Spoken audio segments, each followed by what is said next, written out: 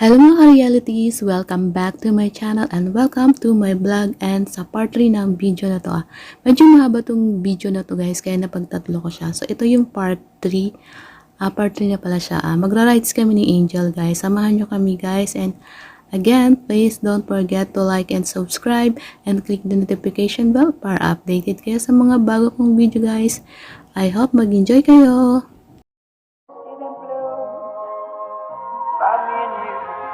And I think to myself, what a wonderful world.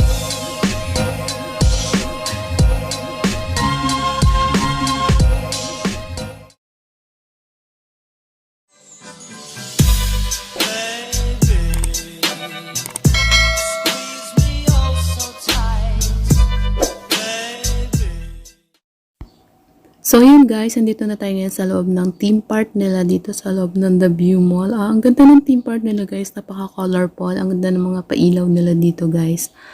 Marami din silang rides, pero mga karamihan mga pambata lang. So, hindi gaanong extreme ride yung mga nandito guys. Pero meron din naman medyo extreme yung ano niya. Pero ano lang, sakto lang guys. Yan sinakyan namin ni Angel. Sasakay kami dito guys.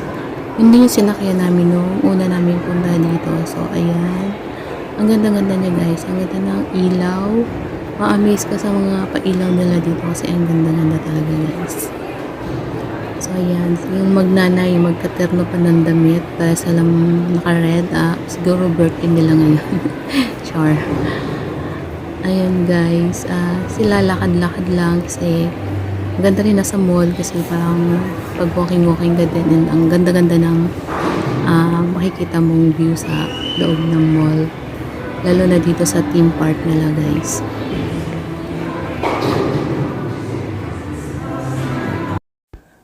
So yun guys, ay may bowling din sila dito at may pa-music sila. Kaya nakamute ako kasi tinanggal ko yung music kasi maganda yung music guys at sigurado copyright yun kasi maganda yung music nila. So yun guys, may restaurant dito tapos sabi ko mag-bowling kami hanggang hindi pa rin nakatuloy dito mag-bowling kasi mas gusto namin mag-walking. Yan guys, yung bowling nila pwede kang kumain dyan, may restaurant dyan pwede kang manood ng mga nagbo-bowling or gusto mo rin mag-bowling habang kumakain ka. Ito naman yung sinihan nila guys, yung cinema nila. Ayan. Di pa rin namin na tayo manood ng sine kasi parang namamahalan kami guys. Parang nakakapanghinayang bitawan yung ganun kamahal na pera na halos 1 oras lang naman. Pwede mo naman panood yun sa Netflix. Char. Pero totoo talaga guys.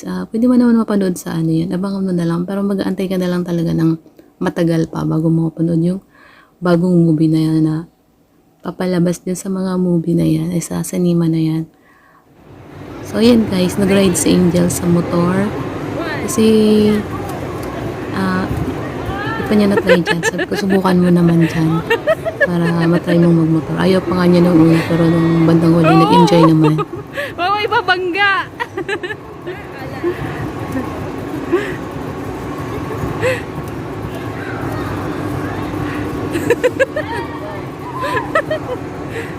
Diretso mo lang! Hindi ka pa pwede mag-drive.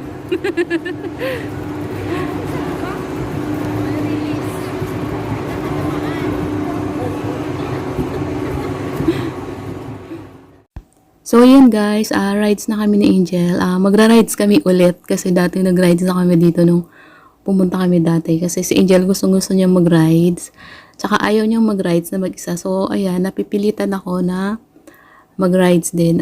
Sa bagay, gusto ko rin naman kasi namimiss ko rin mag-rides. Mahilig din ako mag-rides dati nung kabataan ko pa. Pero kaya ko pa din naman ngayon guys. Ayan. Tsaka yung rides na to, extreme ride siya. Hindi siya masyado extreme ride. Octopus siya guys. Nung una medyo parang nakakaba. Yung parang kang nahuhulog nung unang sakay namin. Pero habang tumatagal, masarap siya guys. Mapapasigaw ka din. Ito lang yung parang medyo sa kanila. Extreme ride dito. Kasi yung iba halos mga pambata na lang kasi maliit lang naman kasi ito. Nasa mall lang naman siya guys. So ayan guys. Ganyan lang. Tatalbog-talbog lang naman kami guys. Pero yung feeling mo dyan guys, para kang nahuhulog. Para kang nahuhulog na galing sa taas, bigla kang nahuhulog. Pero, masarap naman siya. Okay naman siya, guys. Sakto lang siya. Siguro yung mga dito kaya ko pa, pero baka yung sobrang extreme ride, baka hindi ko na siya kaya, baka atakin ako sa puso. Char!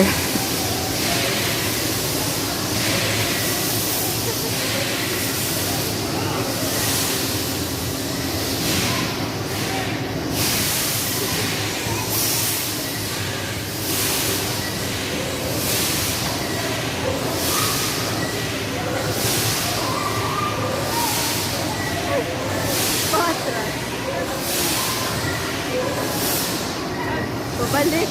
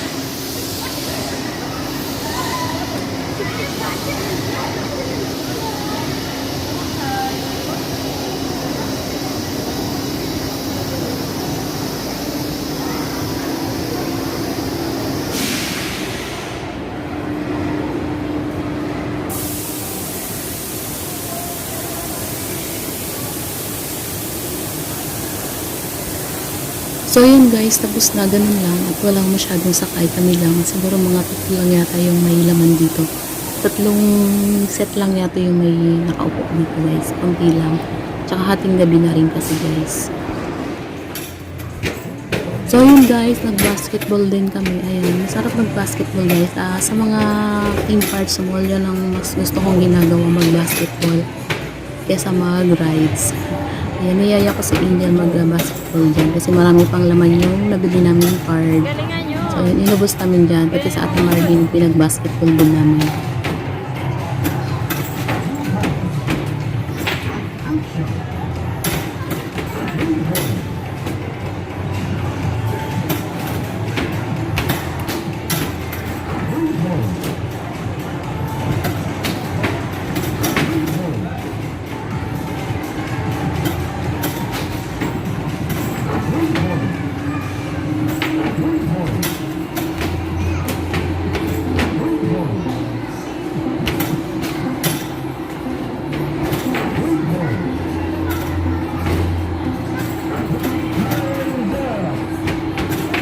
Hoy, shot pa. 45.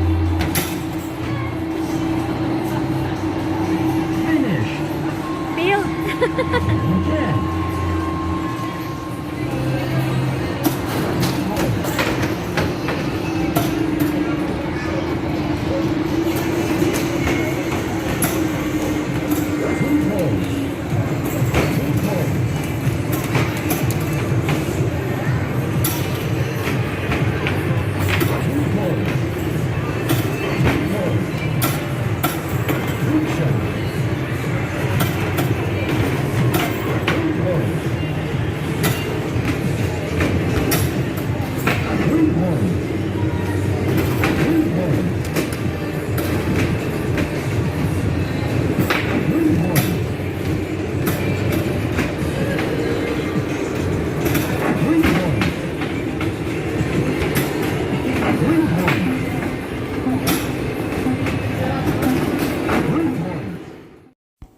Ayun guys, explore din natin yung labas nito guys, yung harapan niya.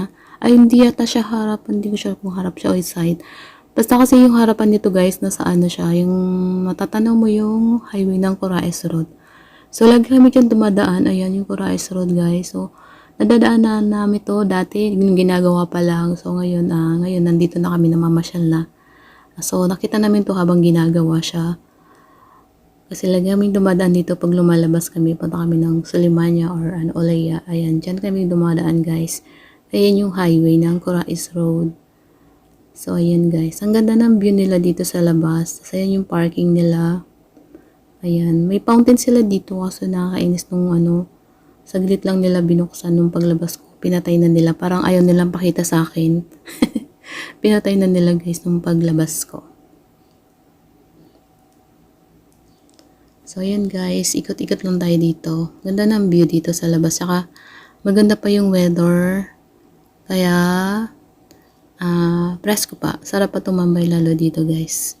Ayan pa. Aura-aura tayo dyan guys. Kasi maganda yung view. Ayan, si Angel lagi nagtatago.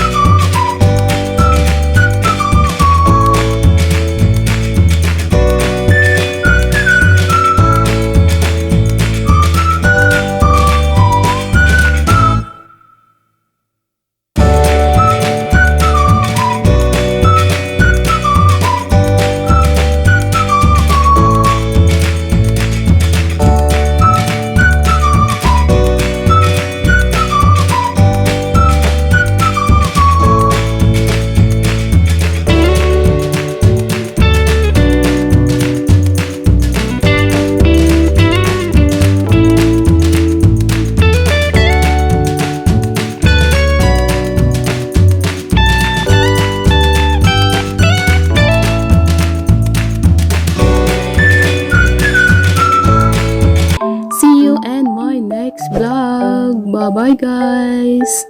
Masalama.